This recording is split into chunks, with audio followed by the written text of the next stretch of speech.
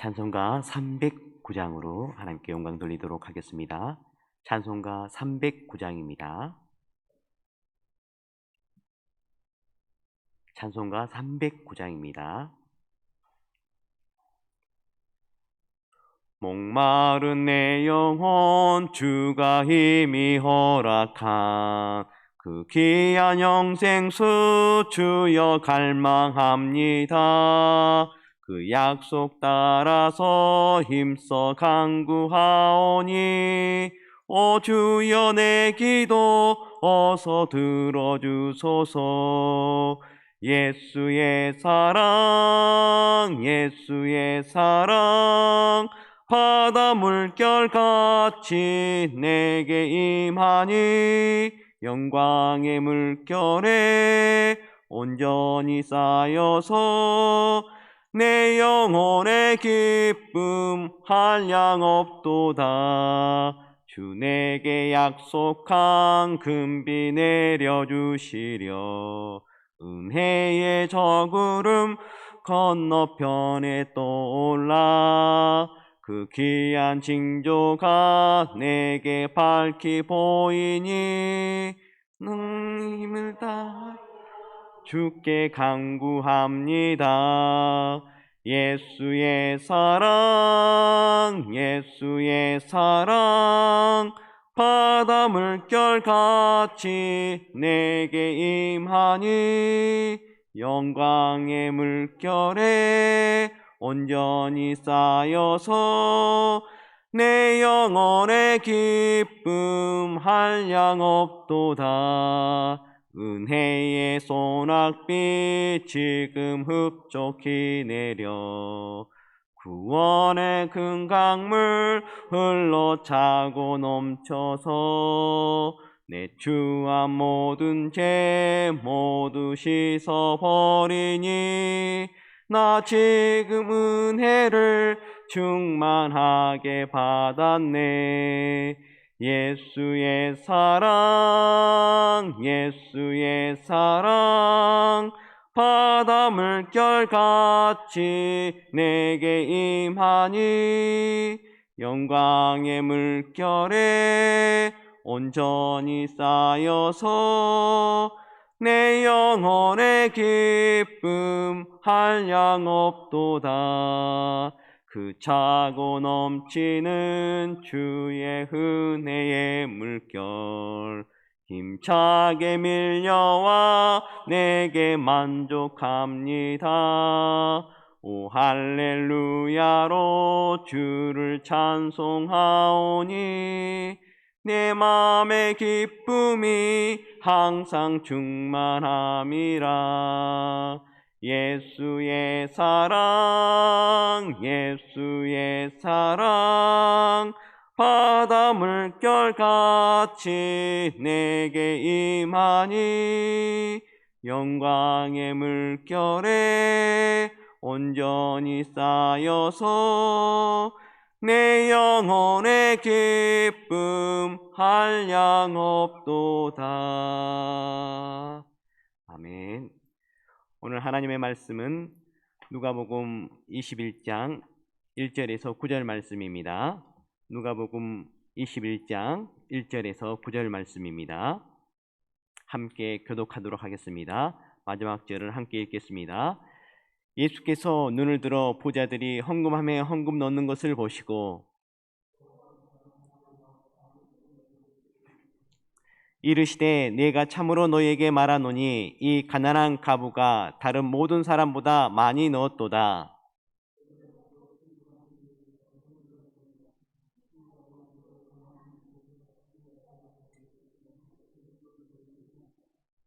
어떤 사람들이 성전을 가리켜 그 아름다운 돌과 헌물로 꾸민 것을 말하며 예수께서 이르시되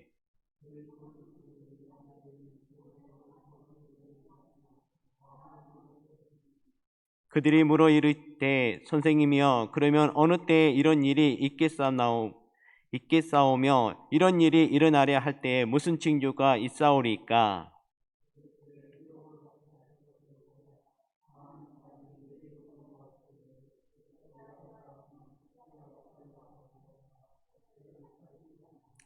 난리와 소요의 소문을 들을 때에 두려워하지 말라. 이 일이 먼저 있어야 하되 끝은 곧 되지 아니하리라.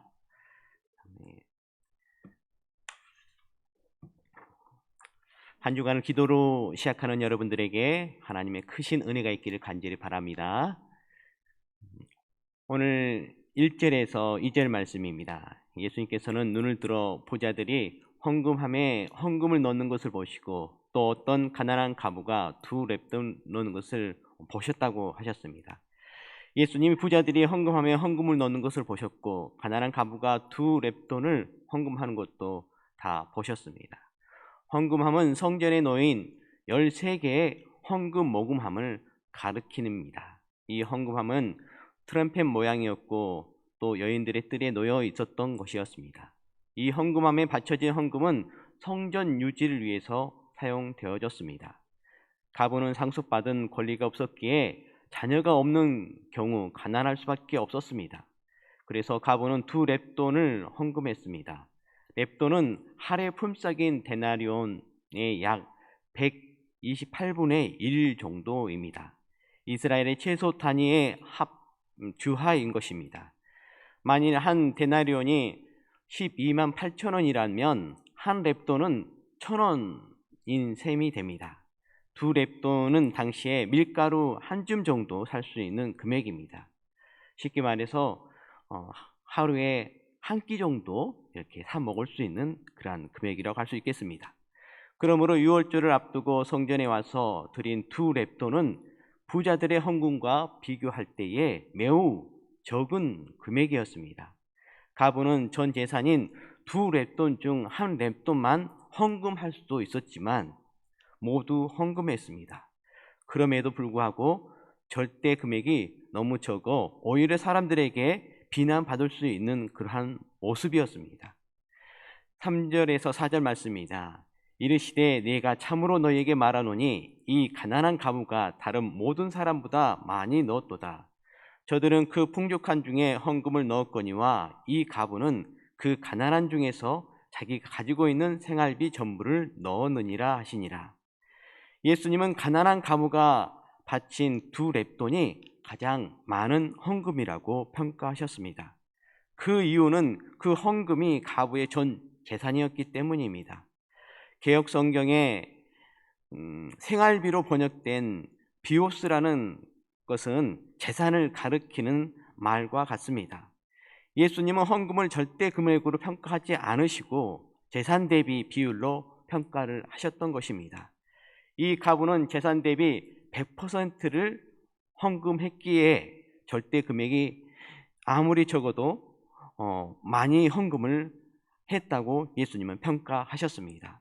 이 모습을 따라 가난한 성도의 적은 헌금도 무시하지 않으시고 하나님 앞에서 큰 헌금이라도 존중해 주셨던 것입니다. 가난한 자를 비웃지 않는 것이 시편 22편 24절에도 나와 있는데요. 그런 정신을 예수님 쫓아서 그런 그 과부의 헌금이 가장 큰 헌금이라고 예수님께서는 말씀해 주셨습니다. 과부의 재산을 빼앗는 서기관들에 대한 비판에 이어 과부의 헌금이 등장한 문맥으로 보아 이 과부도 서기관에게 재산을 빼앗겼을 가능성이 추측되어집니다. 재산을 빼앗기고 남은 것이라고는 2렙돈이 전부인 과부가 이것을 모두 헌금한 사항이라고 할 수 있겠습니다. 그렇다면 이 문맥은 예수님이 그녀가 전 재산을 헌금했다고 말하신 후에 서기관들의 근거지인 성전이 파괴되리라고 예언하신 구절로 이어집니다. 결국 그녀의 헌금을 칭찬하신 말씀 속에서는 서기관들의 불의에 대한 비애와 한탄도 담겨 있는 것을 보게 되어집니다. 저희들은 매 주일마다 하나님께 감사하며 신실하게 헌금을 드리고 있습니다.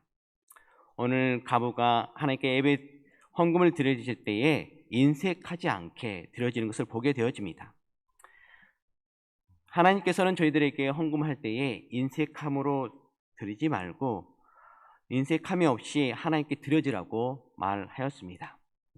이곳에 있는 성도 여러분들, 저희들 드려질 때에 드려지는 그 헌금에 있어서 인색함이 없이 조금 더해서 하나님께 드려져서 하나님의 더 풍성한 은혜를 누리시는 여러분들 되시길 바랍니다.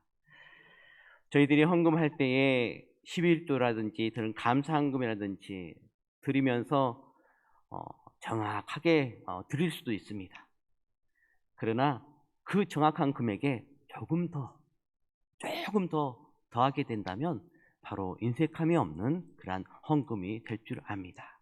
그런 헌금을 하나님이 기뻐하시고요, 더 많은 은혜를 더해 주십니다. 5절 말씀입니다. 어떤 사람들이 성전을 가리켜 그 아름다운 돌과 헌물로 꾸민 것을 말하며 예수님께서 이르셨습니다. 어떤 사람들이 성전이 아름다운 돌로 지어지고 헌물로 꾸며진 것을 언급했습니다. 성전의 아름다움을 칭송한 것입니다. 유명한 요세푸스의 기록에 의하면 성전이 세워진 산을 멀리서 보면 성전의 흰 돌들 때문에 마치 흰눈에 덮인 것처럼 보였다고 합니다. 이 당시 때 지어졌던 그 성전은 헤롯 성전이었습니다. 처음 성전은 솔로몬 성전이었습니다. 솔로몬 성전과 헤롯 성전은 성전이지만 조금은 차이가 있습니다. 헤롯 성전은 지어졌을 때에 성전의 내부에 집중하여서 지어졌습니다. 성전 안에 있는 그러한 물품들에 대해서 성전 안에 그러한 것들을 집중적으로, 또 성전에서 사용되는 그러한 외부에 있는 그러한 것들을 집중적으로 해서 하나님께 드려졌습니다. 그런데 헤롯 성전 같은 경우는 헤롯이라는 그런 왕이 이스라엘 백성들에게 인기를 얻기 위해서 만들어진 성전이었기 때문에 내부보다는 외부에 더 많은 관심이 있었습니다. 그래서 그 성전을 더 중축하여서 지었고요. 그래서 외부의 그러한 모습들에 대해서는 더 집중해서 지어진 것을 보게 되어집니다. 그런 성전이었기 때문에 다른 많은 사람들이 오고 가고 하면서 그 성전의 그러한 멋짐과 아름다움에 칭찬하는 일들이 참 많이 있었습니다. 6절 말씀입니다. 너희 보는 것들이 날이 이르면 돌 하나도 돌 위에 남지 않고 다 무너뜨리리라 라고 예수님께서는 성전 파괴에 대해서 예언해 주셨습니다. 예수님은 성전의 아름다운 외양에 대해 언급하지 않으시고 이미 본래의 기능을 상실하고 강도의 소굴이 되어버린 이 성전이 파괴되리라고 예언하십니다. 이 성전은 돌 하나도 돌 위에 남지 않을 정도로 철저하게 파괴될 것이라고 말씀해 주셨습니다. 유대 전쟁에서 승리한 후 성전 건물을 바닥에 허물라는 로마 황제의 명령이 요세푸스에 의하면 집행되어지는데요. 이 예언이 성취되었습니다.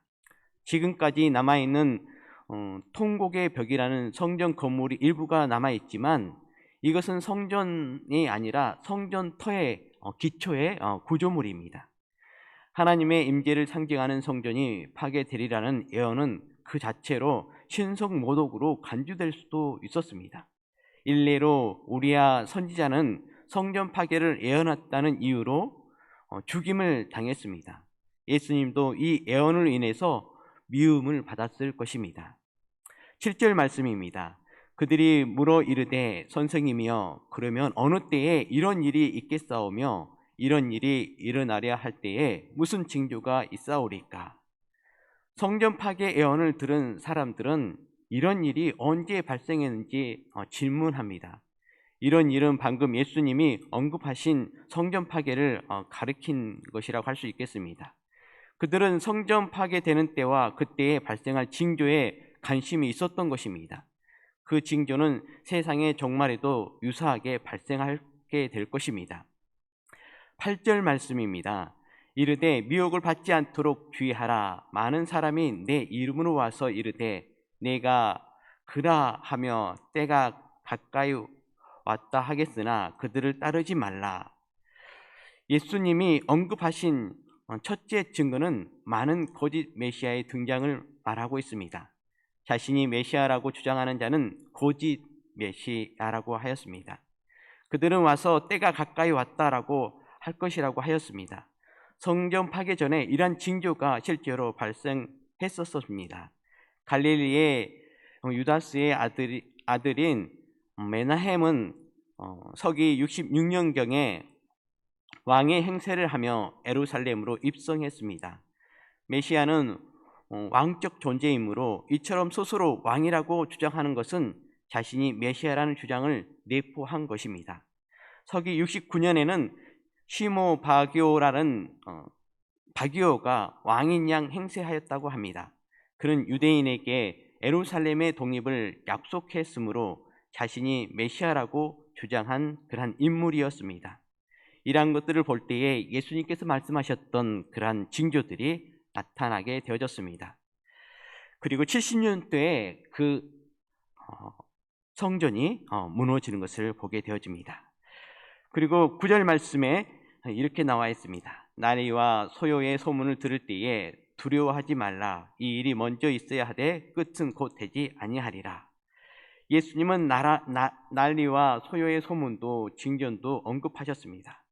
소요는 마가복음 13장에서는 언급되지 않은 징조였습니다. 그러나 소요는 반체제 무장 봉기를 가리키는 듯합니다. 이것은 서기 66년에서 70년에 이스라엘 땅에 발생한 유대인들의 반로마 무장 봉기를 가리킬 수 있습니다. 이 봉기의 결과 성전은 로마군에 의해 파괴되어졌습니다.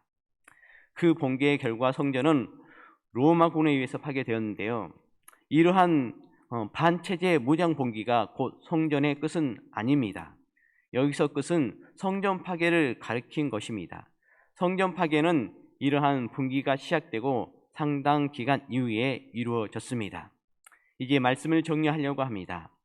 예수님은 가난한 가부의 적은 헌금을 높이 평가하셨습니다.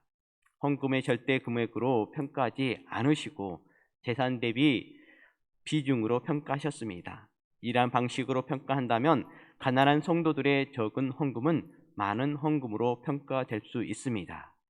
하나님은 모든 상황을 아심으로 사람이 보기에 매우 작은 금액의 헌금도 매우 큰 것으로 평가하여 주신 것입니다.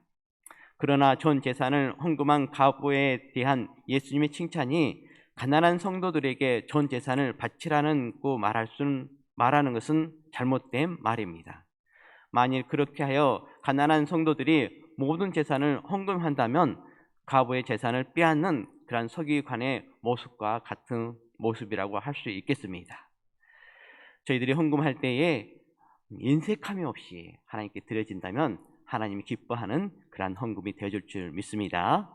외양을 보는 사람들과 내시를 보시는 예수님의 대조는 계속 이어졌습니다. 사람들은 성전 건물의 외양을 보고 감탄하지만 예수님은 그것의 내시를 보시고 멸망을 예언하셨습니다. 흰 돌들로 지어지고 금, 은으로 장식된 성전의 외양은 화려하고 아름답지만 강도의 소굴로 변했기에 존재의 가치가 사라졌습니다. 과부의 적은 헌금을 칭찬하신 예수님은 화려한 성전의 심판을 선언하셨습니다. 사람들의 판단과 예수님의 판단은 아주 많이 달랐습니다. 사람들은 성전 파괴 때와 징조에 관한 질문을 했습니다. 예수님은 그 징조들을 언급하시는데 우선 거짓 메시아의 등장과 무장 번개 소문을 언급하셨습니다. 이러한 징조들은 실제로 성전 파괴 전에 발생하였고 성전 건물도 예수님의 예언대로 완전히 이루어졌습니다. 이곳에 있는 성도 여러분들, 예수님께서는 우리의 마음을 보시는 분이십니다. 이번 한 주간도 진실되고 신실한 마음과 또한 언행으로 하나님과 또 예수님에게 큰 영광이 될 뿐만 아니라 기쁨이 되어지는 은혜가 있기를 간절히 바랍니다. 기도하도록 하겠습니다. 사랑과 은혜가 많으신 하나님 아버지, 저희들을 하나님의 자녀로 삼아주시고 또한 신실한 은혜 가운데 주님 자리에 나와서 기도하며 한 주간을 시작하게 해주셔서 너무너무 감사합니다. 하나님, 가난한 가부의 헌금처럼 저희들 또한 하나님께 드려지는 헌금이 인색함이 없도록 주여 도와주시옵시고, 그래서 하나님의 풍성한 은혜를, 인색함이 없는 하나님의 축복을 경험하는 우리 모든 성도들 되어줄 수 있도록 도와주시옵소서. 예수님은 우리의 마음을 보시는데 우리의 마음이 진실되고 신실하기를 원하신다고 하셨습니다. 하나님, 저희들의 그 마음 가운데에 진실과 신실함을 허락해 주시옵소서. 그래서 하나님께는 영광이요 저희들의 삶 가운데는 평화가 이루어질 수 있도록 도와주시옵소서. 하나님, 우리 효성교회 교회학교를 위해서 기도합니다. 말씀과 사랑의 은혜가 가득한 교회학교가 되게 해주시옵시고, 또 이 지역에 있는 많은 영혼들, 우리 청년들과 청소년들, 하나님 그 영혼들을 불쌍히 여겨주시옵시고, 방황하는 그 영혼들 예수님 믿고 구원받음을 통해서 그런 방황이 끝나고 하나님 은혜 가운데에 신실한 은혜가 그 청년들에게, 기쁨의 은혜가 그 청소년들에게 있도록 도와주시옵소서. 또 어린이로부터 또 우리 유치원 우리 어린 영혼들도 있습니다. 그 영혼들을 불쌍히 여겨주셔서 하나님 그 영혼들을 우리 효성교회로 하나님 붙여주시옵소서. 그래서 이곳에서 예수님 말씀 듣고 또 하나님 말씀 듣고 예수 그리스도를 구주로 영접하고 구원받는 은혜가 있도록 주여 도와주시옵소서. 주 하나님 아버지, 우리 한국교회를 위해서 기도합니다. 우리 한국교회를 불쌍히 여겨주십시오. 예수님의 말씀을 쫓아 나아가는 한국교회 되어줄 수 있도록 주여 도와주십시오. 그래서 되어지는 모든 일들 가운데에 예수님 반석 위에 세워지는 은혜가 있도록 주여 도와주시옵시고, 세상이 아무리 유혹하고 바람이 휘몰아칠지라도 흔들림 없는 우리 모든 한국교회가 되어줄 수 있도록 도와주시옵소서. 그래서 영적 부흥과 또 다시 새로워지는 은혜가 있도록 주여 도와주시옵소서. 하나님, 코로나 확산으로 또 많은 우리 성도들이 격리되고 치료 중에 있습니다. 아버지, 은혜 베풀어 주셔서 힘 더해 주시옵시고 속히 치료되게 해주시옵시고 온전히 치료되게 해주시옵시며, 하나님 코로나가 하루속히 소멸되고 없어져서 저희들이 일상이 회복되게 해주시옵시고, 더욱더 자유로운 가운데에 또 기쁨 가운데에 하나님께 예배드리는 그러한 은혜가 있도록 주여 도와주시옵소서. 모든 한 주간을 주께 의탁하오니 주님께서 인도해 주시옵시고 말씀으로 이끌어 주시옵시고, 또 기도하며 나아갈 때마다 은혜 베풀어 주셔서 더욱더 힘있게 기도하며 나아가는 한 주간 되게 해주시옵시고, 하나님의 축복과 하나님의 은혜를 더욱더 풍성히 누리는 한 주간 되어줄 수 있도록 도와주시옵소서. 이 모든 말씀을 예수 그리스도의 이름으로 기도드렸습니다. 아멘. 하늘에 계신 우리 아버지, 아버지의 이름을 거룩하게 하시며 아버지의 나라가 오게 하시며 아버지의 뜻이 하늘에서와 같이 땅에서도 이루어지게 하소서. 오늘 우리에게 일용할 양식을 주시고 우리가 우리에게 잘못한 사람을 용서하여 준 것 같이 우리 죄를 용서하여 주시고 우리를 시험에 빠지지 않게 하시고 악에서 구하소서. 나라와 권능과 영광이 영원히 아버지의 것입니다. 아멘.